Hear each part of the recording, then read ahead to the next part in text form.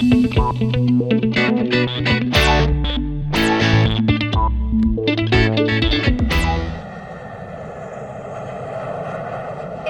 kasi naman kailangan talagang isama ko dito? Huwag mo sabihin makikipag-break ka kay Dylan sa harapan ko, ha? Baliw. Siyempre, tsumitsyempo lang ako. Alam nga naman dito ko pa gawin ano. Ang kapal ko naman. Insa naman. Kaya nga kita sinami. Kasi kailangan ko ng moral support. Alam mo yun, hindi kasi ako marunong magsinungaling eh. Mamaya niyan, may tanong sa akin si Didit, hindi ko masagot. At least nandiyan ka para supportahan ako. Kaya ng, hi, babes! Naging unfaithful ka ba sa akin nung wala ako? Windang ka. Eh, nitanungin nga kung kumain ka eh. Dineded ba ka nun? Hindi ka naman pinapansin nun eh, no? Hoy. Hoy! Oo, Yung bang si Carol eh. Seryoso na ba yun? sa tingin mo, makikipag-break ba ako dyan kay Didit kung hindi? Eh, flirt yan eh! Sino-sino nga jowa nun eh. Hoy! Aray ko. Ang kapal ng mukha mo. Yung bibig mo ah. Mahal ko na yung tao, okay? Ikaw babit ah. Mahal mo na siya? Nakasama mo lang siya sa kumbento, mahal mo na siya? Hoy, Jason Almendras, gumising ka nga ha, gumising ka. Ako nga para kay Sara. Eh sa ganun eh, tinamaan ako. Ano magagawa ko? Alagay namang kontrahin ko yung sarili ko dahil lang ayaw mong maniwala. Okay ka lang? Tsaka kung tutuusin, matagal nang patay yung relasyon namin ni Didit eh. Okay? Tsaka, insan, ay sinasabi na, it's time to move on. Diba? Move on!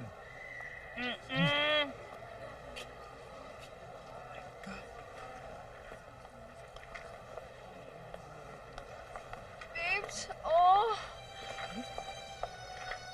Jason, ano nangyari dyan? Sinabi niyo ba siya na-aksidente siya? Ha? Ano nangyari sa kanya? Ano ba? Pwede ba, Carolina, tigilan mo yan? Hello, hindi siya yung tinatawagan ko, no? Naku, huwag kang mag-deny dyan, no? Obvious naman na umaasa ka sa Jason na yan. It's been 3 weeks simula nung sabihin mo dyan na balikan ka. Pero ni Honey Ho, wala. Tinatawagan mo, hindi naman sinasagot ang telepono. Isa lang ibig sabihin yan.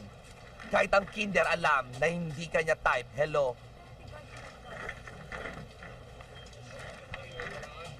Eh, kung puntahan ko kaya dun sa restaurant niya. Naku, huwag mong gagawin yan. Gusto mo sapakin kita? Maraming lalaki dyan. Kung hindi kanya type, di ba ganap ka ng iba? Binuksan ko yung sarili ko sa kanya. After a long time, ngayon lang ako ulit nagtiwala ng ganito. Nag-karma yata ako, Jackie. Eh, baka naman meron siyang valid reason kung bakit hindi niya ako tinatawagan.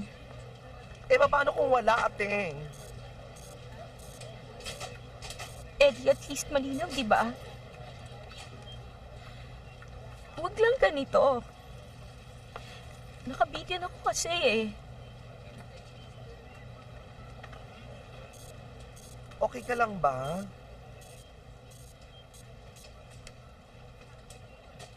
Ganun talaga. Ha? Yes, sir. Oy, Dan. Oh, nga pala. Pinapalit kayo ng schedule ni Nelson. Kasi sa susunod naman, meron tayong big event. Eh, di, magpapalit na kami sa Saturday. Okay na siya yan? Opo. Excuse me. sige po. Hi. Ma'am, table? May kasama ko kayo? No. Si Jason. Ay, ma'am, nasa Cebu ho. Bakit? Anong meron sa Cebu? Ikakasal na po sila ni Ma'am Didit. Kung hindi ako nagkakamali, sa Makalawa na yun.